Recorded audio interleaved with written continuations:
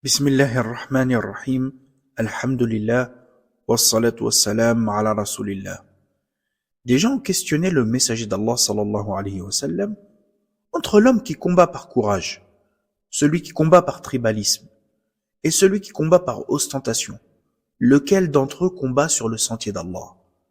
Le messager d'Allah sallallahu alayhi wa sallam dit alors: celui qui combat afin que la parole d'Allah soit la plus haute, c'est lui qui est sur le sentier d'Allah. Ce hadith nous montre clairement que le combat en islam est un moyen et non pas une finalité. C'est un moyen pour défendre les hauts principes et transmettre le message de l'islam et enlever tout obstacle à ce qui pourrait entraver sa transmission. C'est pour ça que les musulmans ont le devoir de transmettre le message de l'islam avant de commencer toute hostilité.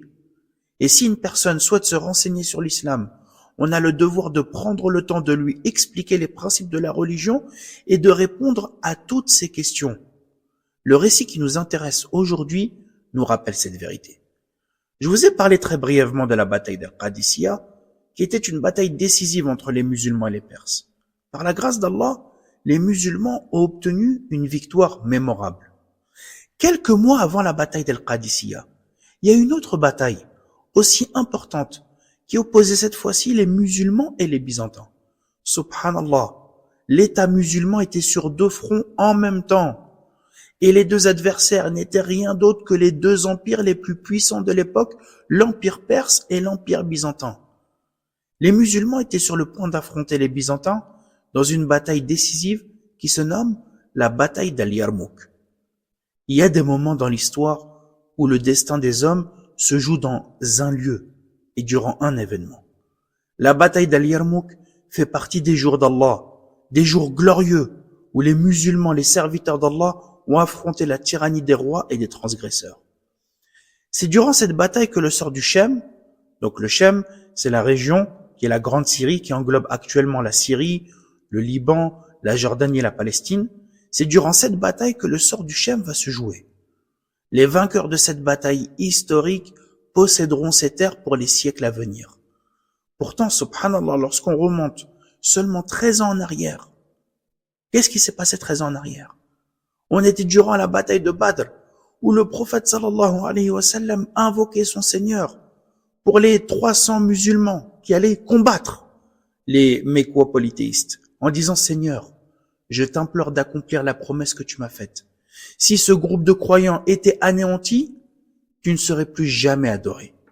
13 ans plus tard, les musulmans défient dans le même temps et sur deux fronts différents les deux plus grands empires de l'époque. Quant à la bataille d'Al-Yarmouk, elle a opposé les musulmans, dont le nombre avoisinait environ les 30 000, 40 000 soldats, face aux Byzantins qui étaient environ 200 000 combattants. Vous voyez la différence. Juste avant le début de cette bataille, les deux armées se sont fait face. Des deux côtés, on ne voyait aucun mouvement. On n'entendait que très peu de bruit. Les soldats savaient que cette bataille était plus que décisive. Les soldats attendaient avec appréhension le début de la bataille. C'est alors qu'un général byzantin du nom de Georges est sorti de l'armée byzantine et s'est dirigé vers les musulmans. Il s'est arrêté à une courte distance de l'armée musulmane et il a élevé la voix pour appeler Khalid ibn al-Walid, le grand compagnon que l'on surnomme Sayfullah, l'épée d'Allah, pour ses qualités militaires exceptionnelles. Khalid s'est approché en pensant qu'il allait mener un duel en combat singulier, comme cela se fait au début des batailles. Mais à sa surprise, le général byzantin ne faisait aucun geste pour tirer son épée. Khalid s'est avancé près de lui, si bien que leurs deux chevaux étaient côte à côte, et que les protections métalliques de leurs genoux se touchaient. Ce général byzantin, qui s'appelait donc Georges, a pris la parole en langue arabe et a dit à Khalid ibn al-Walid: Khalid, dis-moi la vérité, et ne mens pas, car l'homme libre ne ment pas. N'essaie pas de m'induire en erreur, car cela ne serait pas digne d'un noble qu'on adjure par Allah. Est-ce que c'est vrai qu'Allah a fait descendre sur votre prophète un sabre du ciel, qu'il te l'a donné, et qu'à chaque fois que tu le dégaines contre quelqu'un, tu arrives à le battre? Khalid ibn al-Walid, il a dit non. Le général byzantin a répliqué: alors pourquoi on t'appelle le sabre d'Allah? Khalid aperçut l'intérêt de ce général pour l'islam. Il lui a donc expliqué l'historique de cette religion. Il lui a dit, Allah nous a envoyé son prophète. Nous l'avons tous rejeté et fui. Mais certains d'entre nous ont cru en lui et l'ont suivi, quand d'autres l'ont contredit et tenu à l'écart. J'étais de ceux-là, de ceux qui l'ont contredit. Mais Allah a sauvé notre cœur et notre raison et nous a mis sur la voie droite par l'intermédiaire de ce prophète. C'est alors que le prophète m'a dit après ma conversion, tu es l'un des sabres d'Allah qu'Allah a dégainé contre les idolâtres. Et il a invoqué pour ma victoire. Voilà pourquoi j'ai été qualifié comme étant le sabre d'Allah. Je fais donc partie des musulmans qui sont les plus durs et les plus sévères à l'égard des idolâtres et des polythéistes. Georges lui a dit, Khalid, à quoi vous invitez? À cette question, Khalid s'est réjoui et il a répondu, nous invitons à attester qu'il n'y a de divinité qu'Allah et que Mohammed est son serviteur et son messager, et à reconnaître comme vrai ce qui lui a été révélé de la part d'Allah. Le général byzantin a dit, et qu'en est-il de ceux qui ne répondent pas favorablement et ceux qui ne vous suivent pas? Khalid ibn al-Walid a répondu, ils doivent s'acquitter de la jizya. La jizya, c'est un impôt que les non-musulmans payent pour avoir la protection des musulmans. Ils doivent s'acquitter donc de la jizya et nous les protégerons. Le général byzantin a demandé, et s'ils ne payent pas? Khalid a répondu, nous leur déclarerons la guerre, puis nous leur livrerons bataille. Georges, le général byzantin, a interrogé, quel est le statut de ceux qui embrassent l'islam et répondent à votre appel aujourd'hui? Khalid a déclaré, nous sommes tous égaux devant ce qu'Allah nous a prescrit, que ce soit les nobles, les modestes, les premiers musulmans et leurs successeurs. Georges, le général byzantin, a demandé, est-ce que celui qui entre dans cette religion avec vous aujourd'hui, est-ce que cette personne-là aura la même récompense et le même mérite que vous? Khalid ibn al-Walid a dit oui et même mieux. Le général byzantin a dit, comment pourrait-il être votre égal alors que vous l'avez précédé? Khalid ibn al-Walid a répondu, nous avons accepté cette religion en côtoyant directement notre prophète qui vivait parmi nous. Il recevait les nouvelles du ciel et nous les apprenait au moyen du livre. Il nous montrait les miracles. Quiconque voyait ce que nous avions vu et entendu ne pouvait faire autrement que de croire et de suivre. En revanche, vous n'avez pas été des témoins directs et oculaires des miracles et des arguments clairs comme nous l'avons été. Donc celui d'entre vous qui embrasse honnêtement et sincèrement cette religion est meilleur que nous. Le général byzantin a alors déclaré, par Allah, tu as été sincère et à aucun moment tu n'as essayé de me tromper. Khalid ibn al-Walid a dit, par Allah, je t'ai dit la vérité et Allah est garant de ce que tu as demandé. À ce moment précis, Georges a renversé son bouclier.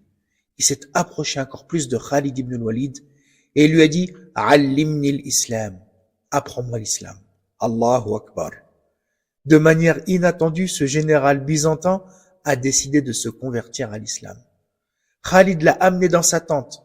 Il a versé sur lui une autre d'eau pour le purifier et ils ont prié ensemble 2 unités de prière. Entre-temps, les Byzantins ont lancé l'assaut. Et lorsque Khalid et Georges ont monté leurs chevaux, les Byzantins s'étaient déjà engouffrés dans les rangs des musulmans.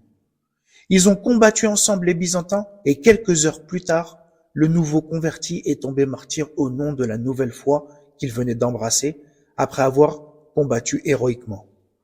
Concernant ce récit entre Khalid ibn al-Walid et le général byzantin, j'aimerais m'arrêter sur 4 petits points. Le premier, l'islam est une religion porteuse d'un message universel. Lorsque ce général s'est présenté devant Khalid ibn al-Walid pour avoir plus d'informations sur l'islam, vous avez vu que Khalid, il a pris le temps de bien lui expliquer les principes de cette religion.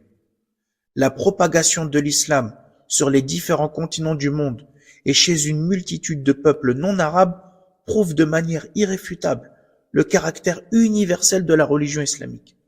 Or, si la mentalité tribale arabe avait perduré comme au temps de la Jahiliya, c'est-à-dire la période avant l'islam, on aurait constaté au mieux une domination entièrement au service des Arabes. L'histoire nous montre de façon générale, et ce récit plus spécifiquement, la capacité que les musulmans avaient de dépasser le cadre tribal pour délivrer un message à l'humanité. Allah subhanahu wa ta'ala nous dit vous êtes la meilleure communauté qu'on ait fait surgir pour les hommes. Vous ordonnez le bien, vous interdisez le mal et vous croyez en Allah. Deuxième point, la guidée et l'égarement appartiennent totalement à Allah. Les gens ne sont que des causes. Allah guide et égare au-delà des apparences qui nous sont présentées. Parfois, on peut penser qu'un tel mérite d'être guidé et qu'un autre mérite l'égarement. Alors qu'Allah va guider cet homme qui semblait ne pas le mériter et il va égarer celui qui semblait mériter la guidée. Allah subhanahu wa ta'ala nous le rappelle dans plusieurs versets, il égare qui il veut et il guide qui il veut selon sa sagesse infinie.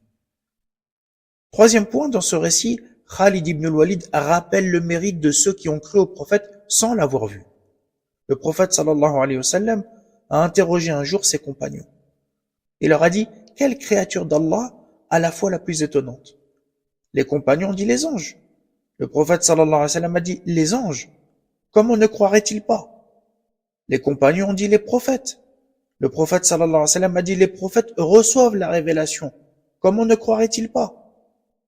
Les compagnons ont dit les compagnons. Le prophète sallallahu alayhi wa sallam a dit les compagnons sont avec les prophètes. Comment ne croiraient-ils pas?